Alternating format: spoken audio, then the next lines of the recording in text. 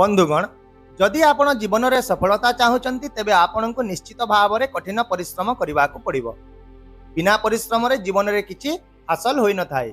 भाग्य केवल सेतेबेले आमको सहयोग करिताए जेतेबेले आमे मन दे काम करू। तेणु मन रखंतु हाथ ऊपर हाथ दे बसी रहिले किछि मिलिबो नाही।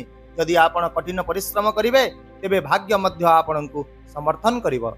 नमस्कार आपण मानंकु समस्तंको आपणक निजस्व चैनल ज्योतिष दर्पण को मु हार्दिक स्वागत करुछि।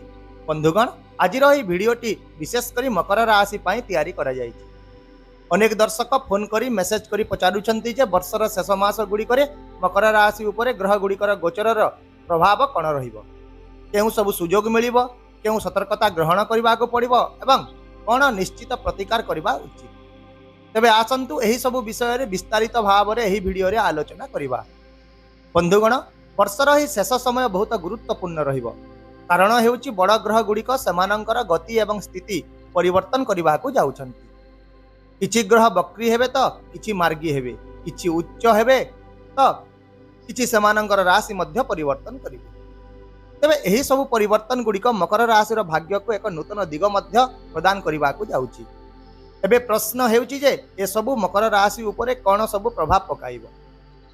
बृहस्पति वक्री सहित उच्च मध्य हेबे, वक्री थिबा शनि मार्गी होई जिवे, सूर्य शुक्र बुध एमाने मध्य सेमानंकर राशि परिवर्तन करिवे।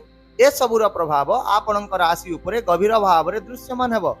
आहुरी मध्य अनेक लोक पचारुछंती जे 7.5 तो वर्तमान शेष होई सारिछि किंतु आमे काहे कि भलो फलाफल पाउनाहु। तेबे बंधुगण एहार कारण हेउछि आपणकर व्यक्तिगत जन्म कुंडली बा जातक। यदि आपणक कुंडली रे शनि किंबा अन्य ग्रह गुडिक पीड़ित अवस्था रे अछंती तेबे फलाफल मध्य समान प्रकार रहिबो। तेणु निश्चित भाव रे आपण निजर जातक को विश्लेषण करांतु।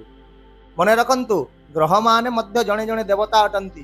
पूजा दान मंत्र जप द्वारा समानंकर दोष ह्रास करा जाई पारिबो एवं समानंकर आशीर्वाद मध्य आमको मिली पारिबो। केवल भाग्य उपर निर्भर करंतु नाही, आपणको कठिन परिश्रम निश्चित भाव रे करिबा को पड़िबो। एबे आसंतु प्रथमे आपणक राशिर कर्ता शनिदेवंक विषय रे आलोचना करिबा। शनि वर्तमान आपणक तृतीय घरे भ्रमण करुछंती। एहा हेउची कठिन परिश्रम साहस एवं वीरत्वर घर, अर्थात एबे आपणक पाई कठिन परिश्रम करिवार समय आसीची एवं शनि कर्मर फलदाता एवं कर्म को गुरुत्व दियंती। एही समय रे जेउ माने ऑनलाइन काम, डिजिटल व्यवसाय, मीडिया, मोबाइल हला किंबा कंप्यूटर संबंधी काम करुछंती सेमाने उत्कृष्ट फलाफल पाइबे। यात्रा संबंधी काम रे मध्य प्रगति देखा देबो। जदि आपण एक नूतन काम आरंभ करबा को चाहुचंती तेबे मध्य एही समय आपणक पई बहुत भलो रहिबो। आउ मध्य शनिक दृष्टि आपणकर पंचम घरे रहिबो, जहा शिक्षा एवं प्रेम संपर्क रे उन्नति आनिबो। विदेश रे पाठ पढ़ा किंबा चाकरी पाइबार संभावना प्रशस्त हेबो। जो मानकर प्रेम संपर्क भांगी जाइछि सेमाने पुणी संयोग स्थापन करि पारिबे। संतान संतति मानक सह जड़ित चिंता कमी जीव एवं जदि आपण परिवार योजना बा फैमिली प्लानिंग करबा को चाहुचंती तेबे मध्य सेति पाए एहा एक सठिक समय हेबो। एहा परे शनिदेव 27 नवेम्बर रे मार्गी हेबे एवं सही समय ठारू आपणक भाग्य रे एक विराट उन्नति देखा जाय। एही समय रे मुख्यतः संपत्ति किनिबार संभावना रहिबो। टंका निवेश पाई मध्य भल सुजोग मिलिबो। शेयर बाजार एवं स्थावर संपत्ति रु लाभ हेबो। एहा सहित शनिक दृष्टि आपणक नवम घरे मध्य रहिबो, जहा फल रे भाग्य आपणक सहित रहिबो। विदेश भ्रमण किंबा विदेश रे रही काम करबा को चाहुतबा लोकंक पई मध्य एही समय बहुत शुभ रहिबो। एबे आसंतु जानिबा गुरु महाराज बृहस्पति विषय रे। गुरु वर्तमान आपणकर षष्ठ घरे रहिछंती, जहा कि ऋण शत्रु एवं रोगर घर। किंतु जेतेबेले गुरु एठारे थांती से धीरे धीरे समस्यार समाधान करिवार आपणको शक्ति दैथांती। अक्टोबर 18 रु डिसेंबर 5 मध्य रे सबुठारु बड़ परिवर्तन घटिबो, जेतेबेले गुरु षष्ठ घर को छाड़ी सप्तम घरे उच्च स्थान रे आसीबे एवं वक्री अवस्था रे रहिबे। एही समय आपणक जीवन रे एक विराट परिवर्तन आनिबो। एही समय मध्य रे विवाहर संभावना रहिबो। जो मानकर विवाह दीर्घ समय धरी बंद रहिछि सेमानंकु शुभ समाचार मिलिबो। वैवाहिक जीवन रे मधुरता वृद्धि पाइबो एवं व्यवसाय करुवा लोकंक पई मध्य एही समय कोनोसी वरदान ठारू कम हेबो नाही। नूतन चुक्ति हला, सहभागिता बा पार्टनरशिप एवं आयर अनेक उपाय आपणक पई सृष्टि हेबो। आपणक राशि उपरे मध्य गुरुंक दृष्टि पड़िबो, जहा द्वारा गजकेसरी योग सृष्टि हेबो एवं जीवनर सौंदर्य पुणी थरे फेरी आसे। ଏହା ସହିତ ବାକି ଥିବା ଋଣ ପରିଶୋଧ ହେବ, କୋର୍ଟ କଚେରୀ ମାମଲାରେ ସମାଧାନ ହେବ ଏବଂ ସ୍ୱାସ୍ଥ୍ୟରେ ଆପଣଙ୍କର ଉନ୍ନତି ଦେଖାଦେବ। ଏବେ ଜାଣିବା ଅନ୍ୟ ଏକ ପ୍ରମୁଖ ଗ୍ରହଙ୍କ ବିଷୟରେ ଯିଏକି ହେଲେ ଶୁକ୍ର ମହାରାଜ। ଏହି ସମୟରେ ଆପଣଙ୍କୁ ଶୁକ୍ର ମଧ୍ୟ ବହୁତ ଶୁଭ ଫଳାଫଳ ଦେବେ। ଅକ୍ଟୋବରରେ ଶୁକ୍ର ଭାଗ୍ୟ ଘରେ ଆସିବେ, ଯାହାଦ୍ୱାରା ଭାଗ୍ୟ ଆପଣଙ୍କୁ ସମର୍ଥନ କରିବ। ନଭେମ୍ବର 2ରେ ଯେତେବେଳେ ଶୁକ୍ର ନିଜ ରାଶି ତୁଳାରେ ଉଚ୍ଚ ହେବେ ଏବଂ ଆପଣଙ୍କ ଦଶମ ଘରେ ଅର୍ଥାତ୍ କ୍ୟାରିୟର ଘରେ ପ୍ରବେଶ କରିବେ, ସେତେବେଳେ ତ କ୍ୟାରିୟରରେ ଅପ୍ରତ୍ୟାଶିତ ବୃଦ୍ଧି ହେବ। ଏହା ସୋନେ ପେ ସୁହାଗା ଭଳି କାମ କରିବ। ଆପଣ ବିଳାସପୂର୍ଣ୍ଣ ଜିନିଷ ଗୁଡ଼ିକ ମଧ୍ୟ ଏହି ସମୟରେ କିଣିପାରନ୍ତି, ଯେପରିକି ଗାଡ଼ି ହେଲା, ସମ୍ପତ୍ତି, ଅଳଙ୍କାର କିମ୍ବା ଘର ସାଜସଜ୍ଜା ସାମଗ୍ରୀ। ଏହା ସହିତ ଏହି ସମୟ ଆପଣଙ୍କ ପାଇଁ ଆର୍ଥିକ ଏବଂ ପାରିବାରିକ ସୁଖ ଆଣିବ। ଏହା ବ୍ୟତୀତ ସୂର୍ଯ୍ୟ ଦେବତା 16 ସେପ୍ଟେମ୍ବରରୁ 16 ଅକ୍ଟୋବର ପର୍ଯ୍ୟନ୍ତ ଆପଣଙ୍କ ଭାଗ୍ୟ ଘରେ ରହିବେ। ଏହି ସମୟ ମଧ୍ୟରେ ଭାଗ୍ୟ ଆପଣଙ୍କର ସହିତ ରହିବ ଏବଂ ଆପଣ ସରକାରୀ କାମ ଗୁଡ଼ିକରେ ସଫଳତା ପାଇବେ। କିନ୍ତୁ ମନେ ରଖନ୍ତୁ, 16 ଅକ୍ଟୋବରରୁ 16 ନଭେମ୍ବର ପର୍ଯ୍ୟନ୍ତ ସୂର୍ଯ୍ୟ ତାଙ୍କର ଦୁର୍ବଳ ରାଶିରେ ରହିବେ।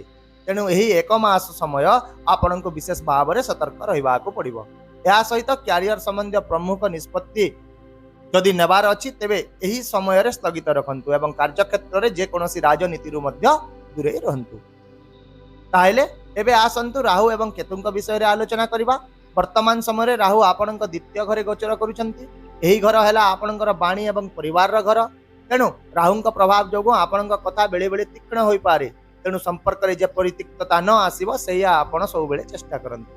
ଆଉ ମଧ୍ୟ ମିଛ କହି କାମ କରିବାର ପ୍ରବୃତ୍ତି ରାହୁ ଆପଣଙ୍କୁ ଦେବେ, କିନ୍ତୁ ଏହା କରନ୍ତୁ ନାହିଁ, ଆପଣଙ୍କ ପାଇଁ ହିଁ କ୍ଷତିକାରକ ସାବ୍ୟସ୍ତ ହୋଇପାରେ। ଆର୍ଥିକ ଦୃଷ୍ଟିକୋଣରୁ ସଞ୍ଚୟ ହେବ, କିନ୍ତୁ ଅପବ୍ୟବହାର କିମ୍ବା ନିଶା ଭଳି ଅଭ୍ୟାସ ଆପଣଙ୍କୁ ଏଡ଼ାଇବାକୁ ପଡ଼ିବ। ସେହିପରି କେତୁ ଆପଣଙ୍କର ଅଷ୍ଟମ ଘରେ ରହିଛନ୍ତି। ଏହି ସ୍ଥାନ ହେଉଛି ଆଧ୍ୟାତ୍ମିକତା ଏବଂ ମୋକ୍ଷର ସ୍ଥାନ। ତେଣୁ ଏହି ସମୟରେ କେତୁ ଆପଣଙ୍କୁ ଧର୍ମ ଏବଂ ଭକ୍ତି ମାର୍ଗ ଆଡ଼କୁ ଟାଣି ନେବେ। ଆପଣ ସେବା, ଦାନ ଇତ୍ୟାଦି କାର୍ଯ୍ୟରେ ଆଗ୍ରହୀ ହେବେ। ଆପଣ ଧ୍ୟାନ ସାଧନାରେ ମଧ୍ୟ ଆଗ୍ରହୀ ରହିବେ। ବିଶେଷ ଭାବରେ ଏହା ଆପଣଙ୍କ ଆଧ୍ୟାତ୍ମିକ ଉନ୍ନତିର ସମୟ ପ୍ରମାଣିତ ହେବ ବନ୍ଧୁଗଣ।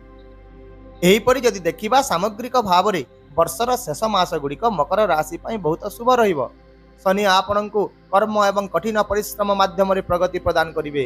ଗୁରୁ ବିବାହ, ବ୍ୟବସାୟ ଏବଂ ଚାକିରିରେ ପ୍ରଚଣ୍ଡ ସଫଳତା ଦେବେ। ସେହିପରି ଶୁକ୍ର କ୍ୟାରିୟର ଏବଂ ବିଳାସର ଆନନ୍ଦ ଦେବେ, ତ ସୂର୍ଯ୍ୟ ଭାଗ୍ୟକୁ ମଜବୁତ କରିବେ। ତା ସହିତ ରାହୁ କେତୁ ଆପଣଙ୍କୁ ସତର୍କତା ଏବଂ ଆଧ୍ୟାତ୍ମିକତାର ଜ୍ଞାନ ଦେବେ। କିନ୍ତୁ ବନ୍ଧୁଗଣ, ଏହି ସବୁ ତ ଠିକ୍ ରହିଛି, କିନ୍ତୁ ମନେ ରଖନ୍ତୁ ଯେ ଏହି ଭବିଷ୍ୟବାଣୀ ଚନ୍ଦ୍ର ରାଶି ଏବଂ ସାଧାରଣ ଗୋଚର ଉପରେ ଆଧାରିତ ଅଟେ। ବ୍ୟକ୍ତିଗତ କୁଣ୍ଡଳୀ ଭିନ୍ନ ଭିନ୍ନ ହୋଇଥାଏ। ପ୍ରତ୍ୟେକ ବ୍ୟକ୍ତିଙ୍କର କୁଣ୍ଡଳୀ ଭିନ୍ନ ଭିନ୍ନ ହୋଇଥାଏ। ଗ୍ରହସ୍ଥିତି ଭିନ୍ନ ହୋଇଥାଏ। ତେଣୁ ଫଳାଫଳ ମଧ୍ୟ ବ୍ୟକ୍ତି ଅନୁସାରେ ଭିନ୍ନ ଭିନ୍ନ ହୋଇଥାଏ। ତେଣୁ ଆପଣ ନିଶ୍ଚିତ ଭାବରେ ନିଜର କୁଣ୍ଡଳୀକୁ ଥରେ ବିଶ୍ଳେଷଣ କରାନ୍ତୁ। ତେବେ ଆସନ୍ତୁ ଶେଷରେ ଜାଣିବା ଆପଣଙ୍କ ପାଇଁ କିଛି ପ୍ରଭାବଶାଳୀ ନିଶ୍ଚିତ ପ୍ରତିକାର ଗୁଡ଼ିକ ବିଷୟରେ। ପ୍ରତ୍ୟେକ ଦିନ ଓଂ ପ୍ରଂ ପ୍ରିଂ ପ୍ରୁଂ ସହ ଶନିଶ୍ଚରାୟ ନମଃ ମନ୍ତ୍ର ଗୋଟିଏ ମାଳା ଜପ କରନ୍ତୁ। ଶନିବାର ଦିନ ଏକ ସୋରିଷ ତେଲରେ ଦୀପ ଜାଳନ୍ତୁ ଏବଂ ତା ସହିତ ଏକ କଂସା ପାତ୍ରରେ ତେଲ ରଖି ସେଥିରେ ନିଜର ଛାଇ ଦେଖିବା ପରେ ଶନିଦେବଙ୍କୁ ଅର୍ପଣ କରନ୍ତୁ। ଆଉ ମଧ୍ୟ ବୃହସ୍ପତିଙ୍କ ପାଇଁ ଓଂ ଗ୍ରାଂ ଗ୍ରିଂ ଗ୍ରୁଂ ସହ ଗୁରୁବେ ନମଃ ମନ୍ତ୍ର ଜପ କରନ୍ତୁ। ଘରର ବୟସ୍କ ଏବଂ ବ୍ରାହ୍ମଣ ମାନଙ୍କର ସେବା କରନ୍ତୁ। ଯଦି ଆପଣ ଗୁରୁ ମନ୍ତ୍ର ପାଇଛନ୍ତି, ତେବେ ଏହାକୁ ମଧ୍ୟ ଜପ କରନ୍ତୁ। ଏହି ଉପଚାର ଗୁଡ଼ିକ ଆପଣଙ୍କ ଗ୍ରହ ଦୋଷକୁ ହ୍ରାସ କରିବ ଏବଂ ଜୀବନରେ ସକାରାତ୍ମକତା ବୃଦ୍ଧି କରିବ। ତେବେ ବନ୍ଧୁଗଣ, ବର୍ଷର ଶେଷ ଥିବା ମାସ ଗୁଡ଼ିକ ପାଇଁ ଏହା ଥିଲା ମକର ରାଶିର ବିଶେଷ ଗୋଚର। ଆଶା କରୁଛି ଭିଡ଼ିଓଟି ନିଶ୍ଚିତ ଭାବରେ ପସନ୍ଦ ଆସିଥିବ। ଯଦି ଆପଣ ଏହି ଭିଡ଼ିଓଟିକୁ ପସନ୍ଦ କରିଛନ୍ତି, ତେବେ ଚ୍ୟାନେଲକୁ ସବସ୍କ୍ରାଇବ୍ କରିଦିଅନ୍ତୁ, ଭିଡ଼ିଓକୁ ଲାଇକ୍, ହାଇପ୍ ଏବଂ ସେୟାର କରିଦିଅନ୍ତୁ। ତା ସହିତ କମେଣ୍ଟରେ ଆପଣଙ୍କର ମତାମତ ନିଶ୍ଚିତ ଭାବରେ ଲେଖନ୍ତୁ। ପୁଣି ଦେଖା ହେବା ଆଉ ଏକ ନୂଆ ଭିଡ଼ିଓ ସହିତ। ବର୍ତ୍ତମାନ ପାଇଁ ବିଦାୟ ଦିଅନ୍ତୁ। ନମସ୍କାର, ଜୟ ଜଗନ୍ନାଥ।